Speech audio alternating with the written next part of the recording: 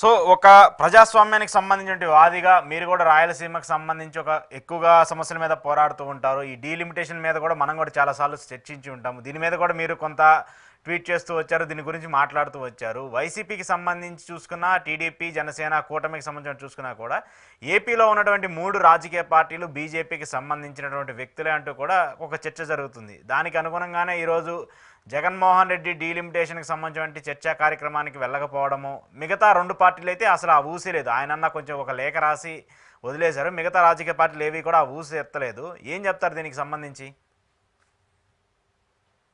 అంటే మొట్టమొదటిగా ఆంధ్రప్రదేశ్ రాష్ట్రంలో సీనియర్ పార్లమెంటు సభ్యుడు మన అందరూ అభిమానించే ఉండవల్లి అరుణ్ కుమార్ గారు చాలా సందర్భాల్లో ఎటకారంగా ఒక మాట అంటుంటాడు. ఆంధ్రప్రదేశ్లో ఎవరు గెలిచినా 25 సీట్లు బీజేపీ అంటుంటాడు. అది అనేక సందర్భాలు రుజువైంది, ఇప్పుడు మరొకసారి రుజువైంది. అంటే ఇక్కడ జనసేన, తెలుగుదేశం, వైఎస్ఆర్ కాంగ్రెస్ పార్టీ వీళ్ళు ఎవరు గెలిచినా ఓడినా బీజేపీకి పోయిందేమీ లేదు. ఎందుకంటే స్థూలంగా కీలక సమయంలో వాళ్ళతో ఉంటారని విమర్శ ఆయన చేశాడు.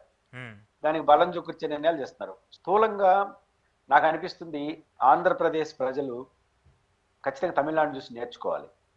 తమిళనాడు ప్రజలు చూసి మనం చైతన్యపడాలి. ఇప్పుడు డిఎంకే అధినేతగా యాజ్ అ చీఫ్ మినిస్టర్ గా స్టాలిన్ గారు లేవనెత్తిన ప్రతి అంశం మనం ఏకీభవించాల్సిన అవసరం లేదు. కానీ ఆ స్పిరిట్ ఏంటి?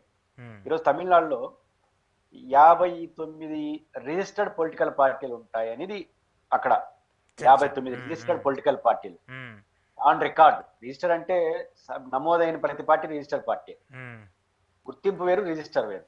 59లో స్టాలిన్ గారు ఒక అఖిలపక్ష మీటింగ్ పెడితే దీనికి ముందుగా 58 పార్టీలు హాజరైనవి. ఆ ఒక పార్టీ ఏదంటే బీజేపీ రాలేరు కాబట్టి. ఇంకొక తమాషా ఏంటంటే స్టాలిన్ కి తీవ్రంగా విభేదిస్తూ విజయ్ గారు ఇప్పుడు పార్టీ పెట్టారు. అవును, స్టాలిన్ నాయకత్వం డిఎంకి కౌంటర్ పార్టీ ఏఐడిఎంకే. వాళ్ళిద్దరు కూడా హాజరైనారు ఈ సమావేశానికి. దాన్ని చూసి నేర్చుకోవద్దా ఆంధ్రప్రదేశ్? అంటే తమ రాజకీయ విషయాలు పక్కన పెట్టి తమిళనాడు అస్తిత్వం, తమిళనాడు ప్రజల ప్రయోజనాలు అనే సబ్జెక్ట్ ముందుకు వస్తే మేము రాజకీయాలు పక్కన పెట్టేస్తామని నిలబడుతున్నారు.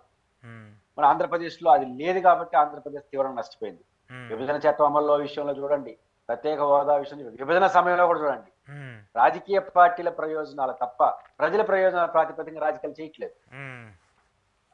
మన ఆంధ్రప్రదేశ్ ప్రజలందరూ విభజనకు కారణమైన కాంగ్రెస్ ని, బీజేపీని బొందబెట్టేస్తామని ఉద్యమాలు చేశారు. కానీ మనకు నాయకత్వం పార్టీలందరూ వాళ్ళతో సహవాసం చేస్తున్నారు ఆ రోజు నుంచి. అంటే ఇక్కడ ప్రజల ప్రయోజనాలు ఏంటి, పార్టీల ప్రయోజనాలు ఏంటి? కానీ ప్రజలు ఏమన్నా కనీసం నిజాయితీగా ఈ విషయంలో ఉంటున్నారంటే మళ్ళీ కూడా రాజకీయంగా చీలిపారు. చంద్రబాబు గారు చేస్తే కరెక్టే, జగన్ గారు దీనివల్ల రాజకీయ పార్టీ అన్ని కారణంగా ఆంధ్రప్రదేశ్ హక్కులు నష్టపోతా ఉంది. ఇది మౌలికమైన అంశం. ఈరోజు వైఎస్ జగన్మోహన్ రెడ్డి గారు స్టాలిన్ సమావేశానికి వెళ్ళకపోవడం వాళ్ళ రైట్. కానీ ఆయన వైఖరి వైఎస్ఆర్ కాంగ్రెస్ పార్టీ, మీరు అన్నారు కదా ప్రారంభంలో, ఇక్కడ బీజేపీతో అందరూ ఉన్నారా, అధికారంలో ఉన్న ప్రతిభ అని విమర్శకు తావిచ్చేట్టుగా ఆయన వ్యవహరించారు. ఒక గోల్డెన్ ఆపర్చునిటీని ఆయన పోగొట్టుకున్నాడు. అవకాశం ఎందుకు ఇచ్చారు?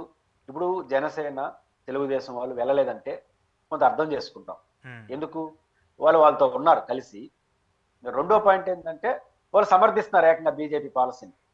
మనసులో ఏముందో పక్కన పెడదాం, సమర్థించేవాడు పోవాల్సిన అవసరం లేదు. బీజేపీ తీసుకున్న త్రిభాష సిద్ధ సూత్రం కానీ లేదా డీలిమిటేషన్ ఏమి అవదు అని బీజేపీ ఏదో దాన్ని బహిరంగ సమర్థిస్తున్నారు. బహిరంగ సమర్థించేవాళ్ళు డిఎంకే సమావేశానికి పోవడం కరెక్ట్ కాదు.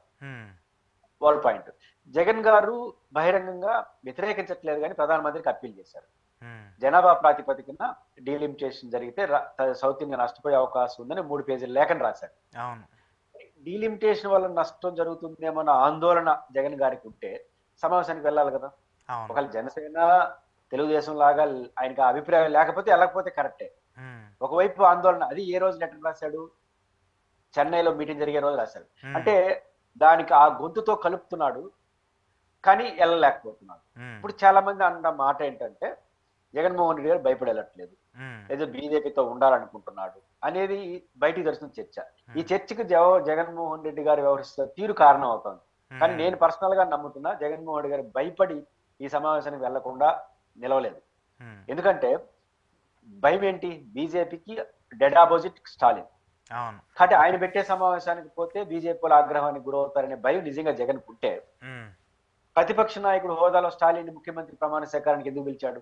2019 ఎన్నికల్లో ఏఐడిఎంకే బీజేపీ కలిసి తమిళనాడులో అధికారంలో ఉన్నారు, డైరెక్ట్ గా ఇండైరెక్ట్ గా. స్టాలిన్ అప్పుడు లీడర్ ఆఫ్ అపోజిషన్, పక్క రాష్ట్రాన్ని పిలిచాడంటే ముఖ్యమంత్రిని పిలిచాడంటే అర్థం ఉంది. ప్రతిపక్ష నాయకుడిని పిలిచినాడు, ఆ రోజుకి డెడ్ ఆపోజిట్ బీజేపీ అయినా. అదే సభలో దేవుడి దయతో స్టాలిన్ అన్న కూడా ముఖ్యమంత్రి కావాలని దేవుడిని ప్రార్థిస్తున్నాడు. అంటే బీజేపీ కూటమి ఓడిపోవాలని చెప్పినాం ఇండైరెక్ట్ గా. అంత ధైర్యం చేసిన వ్యక్తి ఈరోజు ఎందుకు భయపడతాడు? అంటే భయం కాదు, ఏదో కన్ఫ్యూజ్, గందరగోళం నాకు అనిపిస్తా ఉంది. కాబట్టి ఈ గందరగోళం కన్ఫ్యూజన్ నేను అనుకుంటా, ఎందుకంటే ఈ చరిత్ర అంతా చూశాను కాబట్టి. కానీ సాధారణ ప్రజల్లో ఏం మెసేజ్ వెళ్తుంది? అప్పుడే వాళ్ళ సోదరి శర్మిల గారు చెప్పారు, ఈ రెండు పార్టీలు ఒకటే అని ట్విట్టర్ లో పెట్టేసారు. ఆమెకు అవకాశం ఇచ్చినట్టు అయింది కదా. కాబట్టి ఖచ్చితంగా జగన్మోహన్ రెడ్డి గారు తీసుకునే రాజకీయ నిర్ణయం ఖచ్చితంగా ఆ పార్టీకి బీజేపీ మీతో ఉన్నారు అనే మెసేజ్ వెళ్ళడానికి కారణమైంది. First point. గోల్డెన్ ఆపర్చునిటీ ఎక్కడ కోల్పోయినారంటే, ఈ సమావేశానికి పోయినంత మాత్రం నేను పంపలు కొల్లేరు కావు. ఎందుకంటే స్టాలిన్ చెప్పిన విషయాలని సమర్థించాల్సిన అవసరం లేదు, ఒక భావ వ్యక్తీకరణ. సమావేశం వచ్చి దాంట్లో కొన్ని మార్పులు చేర్పు కూడా చెప్పొచ్చు, మీ అభిప్రాయం చెప్పేసి రావచ్చు. ఇప్పుడు ఏదైతే అధికారికంగా ప్రధానమంత్రి గారికి లేఖ రాశారో అదే అక్కడ సమావేశం చెప్పొచ్చు కదా. ప్రధానమంత్రి గారు విజ్ఞప్తి చేస్తూ రాజకీయాలు కాదు ఇటు చూడని చెప్పొచ్చు కదా, ఎవరి అభిప్రాయం వాళ్ళు. కాబట్టి ఖచ్చితంగా జగన్మోహన్ రెడ్డి గారు ఇట్లా ఎల్లుంటే ఇంకా 4-5 ఏళ్ళు ఈ ఆయన అట్లా ఎల్లున్నాడో లేదో వెంటనే మన ఆస్థాన ఛానల్స్ కొన్ని రెడీ అయిపోయింటాయి. జగన్మోహన్ రెడ్డి గారు రేవంత్ రెడ్డి గారు కూర్చున్నారు, జగన్మోహన్ రెడ్డి గారు కాంగ్రెస్ వాళ్ళు కూర్చున్నారు, స్టాలిన్ కాంగ్రెస్ తో కలిసిపోయినాడు, ఇంకా బీజేపీకి దూరం అయిపోయాడు, బీజేపీ వాళ్ళు కొట్టేస్తారు రేపటి, ఇవన్నీ చేస్తుంటారు. దానిలో ప్రజల్లో ఏమవుతుంది, బీజేపీతో జగన్ లేని మెసేజ్ అయితే వెళ్ళిపోతుంది కదా. కాబట్టి ఇట్లాంటి అవకాశం మళ్ళీ మళ్ళీ రాదు జగన్ గారు. బీజేపీ పట్ల నేను రాష్ట్ర ప్రయోజన విషయంలో కఠినంగా ఉంటున్నాను చెప్పు, నువ్వు ఎన్ని చెప్పే వినరు. ఒక సందర్భం వచ్చినప్పుడు వెళ్తే అది చాలా కాలం పాటు పనిచేస్తుంది. కాబట్టి ఆ రకంగా ఇది గోల్డెన్ ఆపర్చునిటీ జగన్ గారు కోల్పోయిననిపిస్తుంది. అయితే జగన్ గారు ఆందోళన చాలా న్యాయం. జగన్ గారు లెటర్ రాయడాన్ని, ఇప్పుడు లెటర్ ఎందుకు రాస్తాడు? అది కూడా డిఎంకే సమావేశం పెట్టే రోజే రాసుంటే భయపడేవాడితే లెటర్ ఎందుకు రాస్తాడు? రాయడు, బహిరంగ రాసి బహిరంగ వదిలాడు. ఈ జగన్మోహన్ రెడ్డి గారు చెప్పిన